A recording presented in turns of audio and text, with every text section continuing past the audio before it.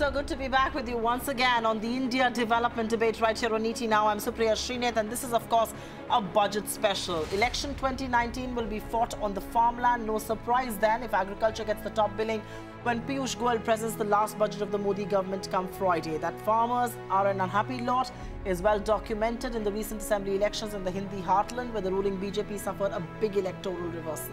ET Now has been reporting on how the government is working overtime to dole out a rehab package to win over the farming community. There have been reports of a one-time payout of up to 10,000 rupees for each farmer family, while the other option is being weighed is a 4,000 rupee subsidy per acre of cultivable land. But that would come in the way of a big bang relief package, and that is a sorry state of fisc. On the India development debate this evening on this budget special, we put the spotlight on the farm sector ahead of that crucial union budget. I'm Supriya Shrinate, and joining me on the show are very eminent guests. We've got Yogendra Yadav, founder and national president, Swaraj India political party, who joins us. I've got Mr. Siraj Hussain, former agriculture secretary in the government of India, and Devendra Verma, food and agriculture policy expert. Thank you very much, each one of you, for being with us. And Mr. Yadav, if I may begin with you, we just had last week when Radha Mohan Singh said that the budget will be dictated by the farmers. You had the finance minister, Mr. Jaitley, say that if something is done for the farmers, the markets will understand. It's a rational and not a populist move. Before we get to the semantics, before we get to the basics, are you in some way relieved of the fact that at least the debate on budget and farmers has moved away from just a blanket agri waiver, loan waiver, and is really talking about some sort of a agri relief package?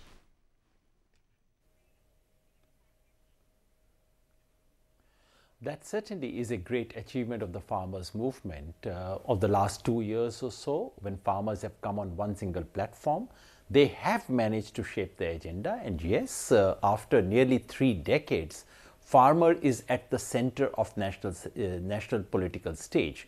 And that is reflected in the discussions on the budget as well. Although I would say that at the moment, the discussion is still about some relief, some palliative, some little thing to keep the farmer quiet. We have still not progressed to something which would really seriously address the problem of the farmers. Remember, two pieces of legislation are pending before the parliament, both proposed by farmers associations. One which is about guaranteed remunerative prices, second about indebtedness, freedom from indebtedness for the farmers. I would take the government seriously, or the opposition seriously, when they take these two things up in the budget session. And now that we know that the constitution of this country can be amended within 48 hours, I suspect they can pass these bills as well if they really want it. So yes, there is some positivity. At the same time, not enough is being done right now. Okay, not enough is being done right now. The positive thing is that at least the plight of the farmers is finally catching the fancy of policymakers, and it isn't just one loan waiver that's being talked about. At least one is looking at a relief package of sorts. But Mr. Siraj Hussain, getting down to the specifics, there's plenty of speculation. We've been reporting right here on ET Now, a relief package that could cost about 1.5 lakh to 2.5 lakh crore rupees to the exchequer. Some say it will be like the Raitu Bandhu, some say it could be like the Kalia scheme. What do you believe is a solution that works pan-India? There is talk of 10,000 rupees per farm family. There is talk of 4,000 for cultivable agriculture. But, then the question comes about tenant farmers and all of that. What do you think is really going to work and could perhaps be the focus area of the budget?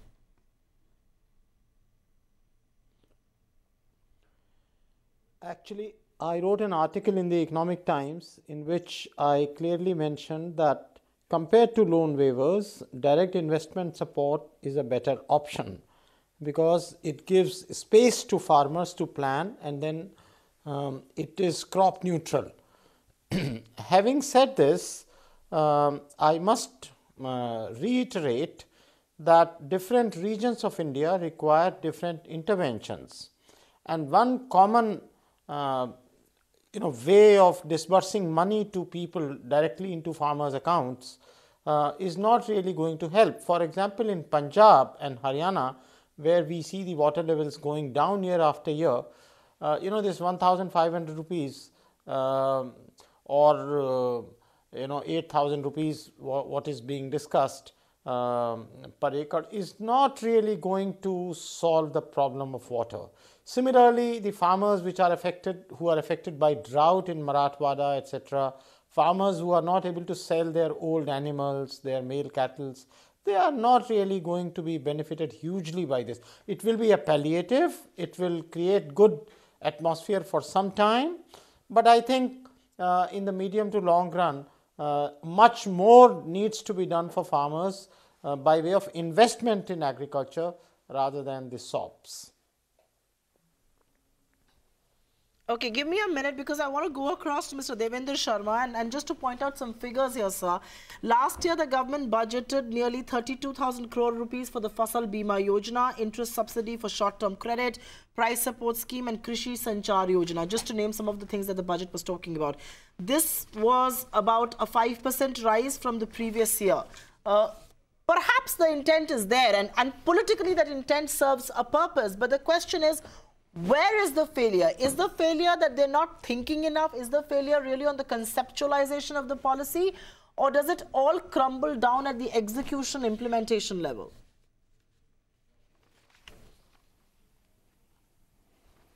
I think the failure lies in assessing or finding out or thinking as to what is the real solution for agriculture.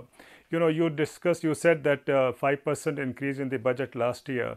That has been happening periodically, but that's not going to address the real issue. Just imagine 52% population and you have only less than 2% of your budget going for agriculture.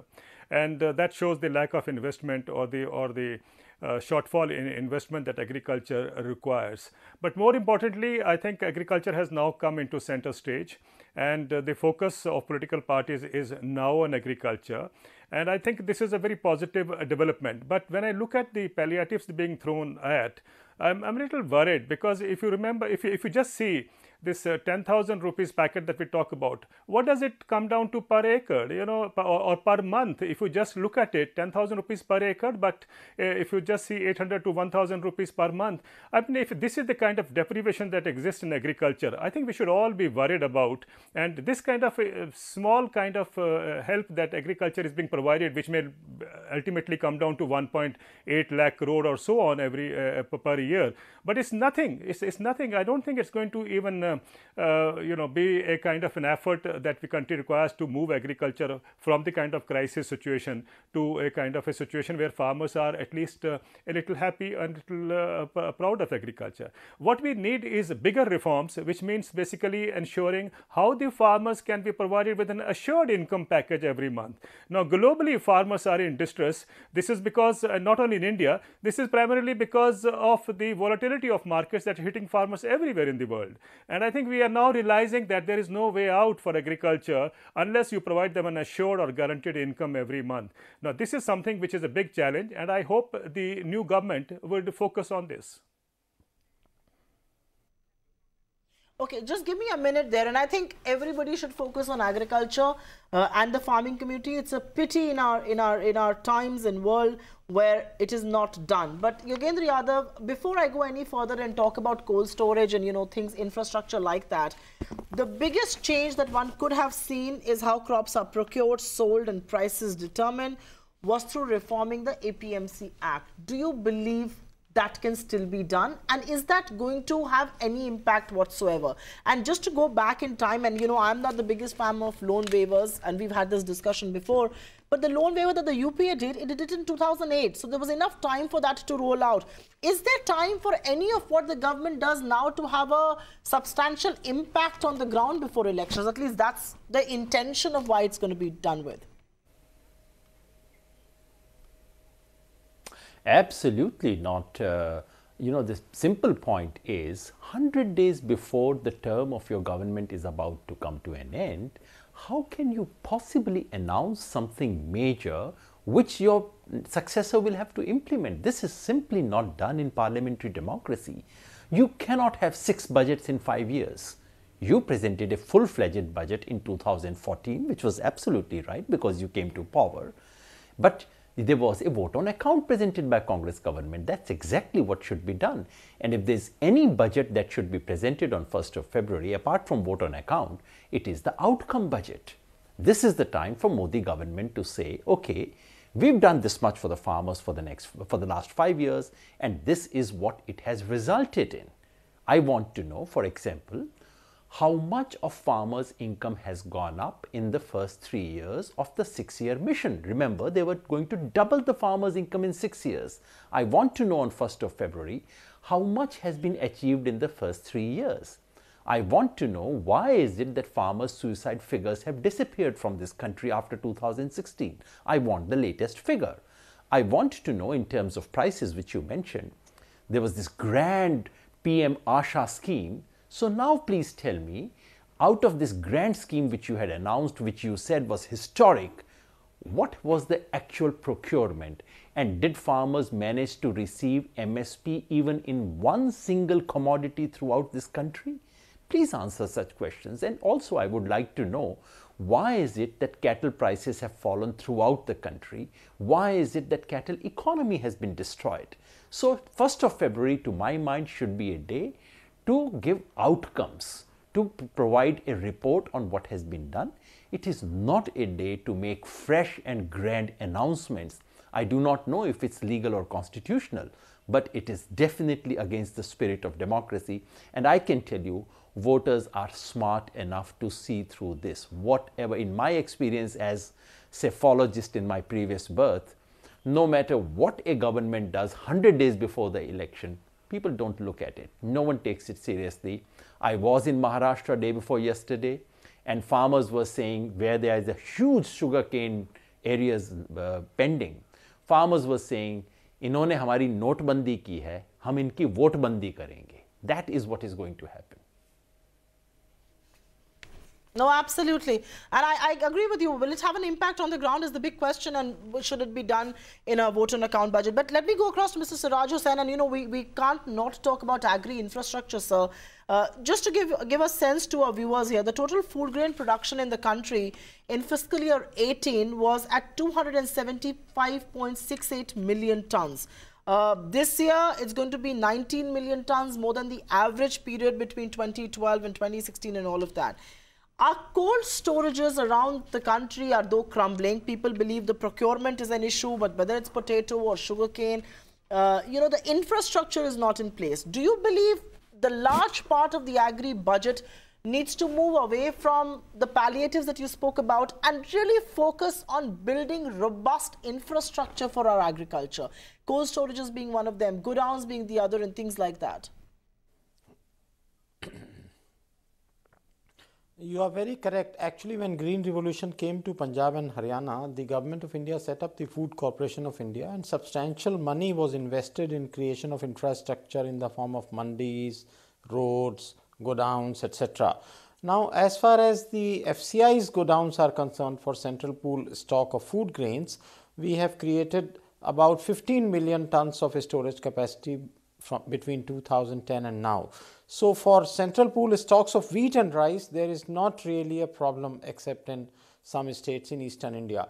However, for perishables, the infrastructure for processing and storage is lacking, and actually the government faces some kind of dilemma there. I have been Secretary Food Processing and I must share it with your viewers, and the dilemma is that most of the subsidies for food processing go to richer classes, the business community, and these subsidies do not flow to farmers directly. So there is always this discussion that the subsidy for setting up cold chain infrastructure is going to business classes, and the farmers then depend on the business classes, the business groups, for storing their products.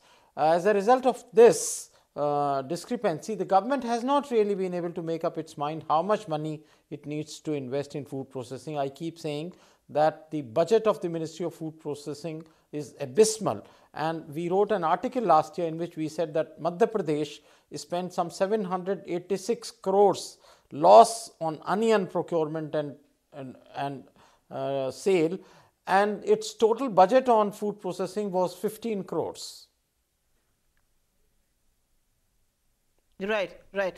Give me a minute, sir. I do want to go to Devinder Sharma, and I think you're absolutely right. As far as infrastructure is concerned and the moral dilemma of the government to really focus and give it to the deserving people and not the rich class. But Mr. Sharma, I also want to talk about credit, because no discussion on agriculture can be complete without credit. I mean, yes, we are not talking about the loan waivers, but just for the benefit of our viewers again, in fiscal year 14, about 7.3 lakh was dispersed as agriculture credit. That number increased to 10 lakh, over 10 lakh crore in fiscal year 17.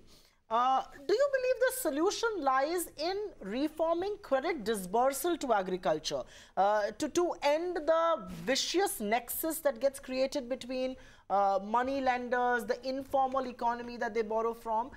Do you believe, non-collateral loans and things like that? Do you believe there is a review that's required of the agri credit disbursal than just to look at waiving of loans when the situation goes bad? Is there merit in that argument at all? I don't know why whenever we want to reform agriculture, we talk of only providing more credit and in fact in a better way, and also saying that all bottlenecks are removed.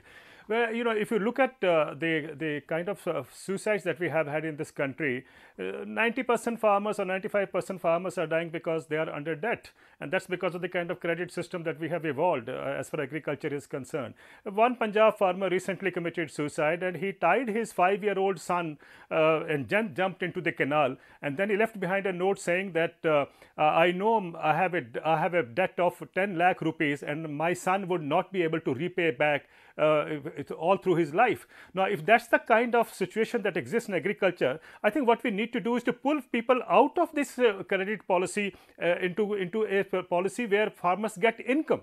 Now, we are depriving farmers of the income, and we are loading farmers with more credit. Karje pe karja, karje pe karja, karje pe karja. I think that's not the way forward. We need to provide farmers with more income in his hand. He knows how to take credit.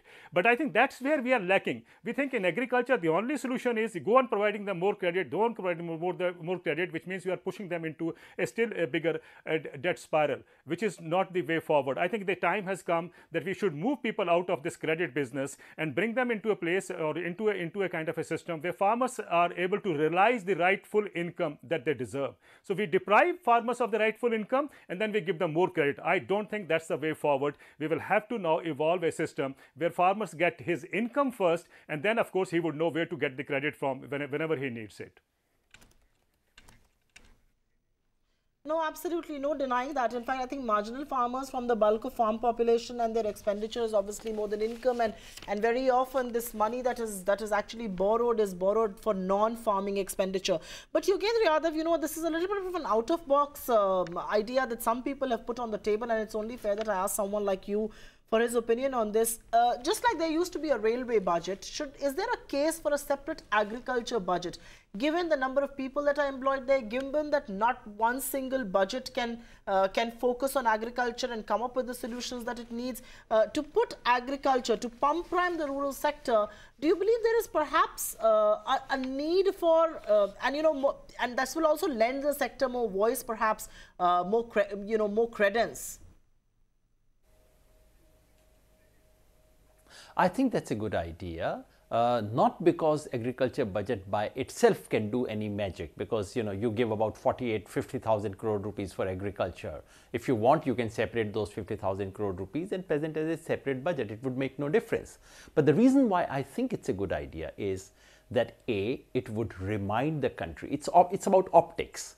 It would remind the country that farmers exist, that they are a critical part of our economy, that we need to give an account to the nation. And I think if you have a separate farmers budget, no finance minister or no agriculture in this ministry of this country would have the courage to present a budget with just 50,000 crore rupees there. That would automatically go up to 1 lakh crore rupees, or lakh or a half crore rupees, because there would be accountability. Although agriculture is principally a state subject and much of the expenditure should come from the state budget, but we know the reality of Indian federalism. All the responsibilities are with the states, all the income is with the center.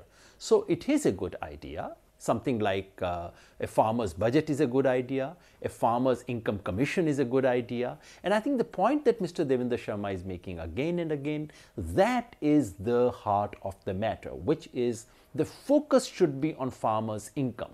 Let's think about everything through the issue of farmers' income. Let's think of the budget from that point of view. Let's look at the question of loan and loan waiver from that point of view. Let's look at the question of prices from that point of view. But farmers' income should be the prism through which we look at everything. That is what would give us solutions. No, fair point indeed. And Mr. Hussain, would like you to come into that point, and I'm glad at least Mr. Yogendra Yadav finds some amount of merit in that argument. The other argument that's being made, and I don't know if it's really going to work in India like it did in a lot of South Asian countries, was a push towards contract farming. And could that be the answer? The production costs and much of the logistics perhaps get sorted out by things like that. But is our agriculture ripe for a solution like that? Actually, a lot of contract farming already takes place. For example, in Punjab, the average operational holding is about 3.7, 3.6 hectares, while in UP and Bihar it is less than 0.5 hectare. A lot of landowners lease their land to other people in Punjab and they cultivate the land. But there are no written documents. Actually, the previous government of Punjab had enacted an act for leasing of land, but the rules were never notified. Then this government, the current government, in the Niti Aayog circulated a draft leasing law, but no state government, as far as I know, has enacted any serious law and rules.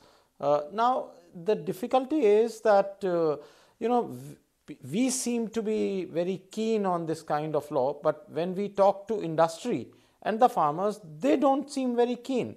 In our interactions organized by FICCI and CII, I did not find any enthusiasm among the industrialists in leasing, etc. They are not very keen to lease land because, you see, dealing with farmers, one has to acknowledge, is also not very easy. The sugar industry is realizing that, and almost every year we see dharnas and bandhs, etc., due to delayed payments and things. So it is not easy to deal with farmers' organizations because of very large numbers and enormous problems associated with the sector. Okay, very quickly, Mr. Sharma, given the dependence on irrigation, and this is something that I think data proves that every time temperatures rise by 1 degree Celsius, farmer incomes would fall by 6.2% in the Kharif season and 6% during the Rabi in unirrigated areas, and there is data that proves this. Given the dependence on Indian agriculture on weather pattern, how can one get over this? Every year when the budget is announced and the finance minister makes this great announcement about money going to agriculture and irrigation projects, and how it's going to be more focused this year, how it's going to be smaller irrigation projects that will be funded, and tables are thumped. But what is perhaps a more pragmatic way to deal with this?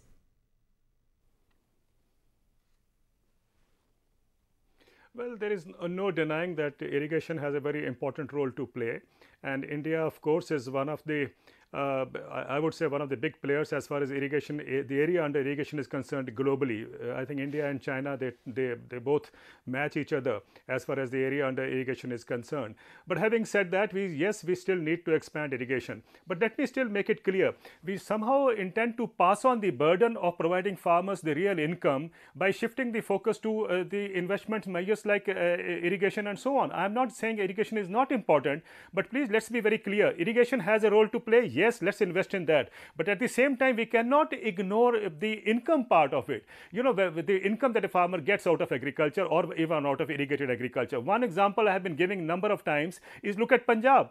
Punjab, 98% assured irrigation, which means every field is irrigated in Punjab, and it has the highest productivity in the world as far as cereal crops are concerned, wheat, paddy and maize, highest productivity in the world, and yet Punjab has become a hotbed of farmer suicides. From year 2000 to 2017, 16,600 suicides happening in Punjab. And this is an area where 98% area is under assured irrigation. So all I'm trying to say is, yes, we need to expand irrigation, but let's look beyond irrigation to see how to provide farmers the rightful income. Whenever a farmer undertakes crop cultivation, he doesn't realize that he actually is cultivating losses. And look at the recent OECD report, which tells us that since 2000 to 2017, 45 lakh crore is what the farmers of India lost, because they were not given the rightful income. So that is where the focus has to be. That is where the thrust has to be. And there is no dearth of money in this country. All right. So that's where the focus should be brought back. Right. Okay. You know, talking about no dearth of money, I will quickly give a last word to Mr. Yogendra Yadav. And sir, every time, you know, an assured income, every time a farm support scheme gets talked about, you have the rule book thrown at you by ratings agencies, by investors, markets begin to sulk.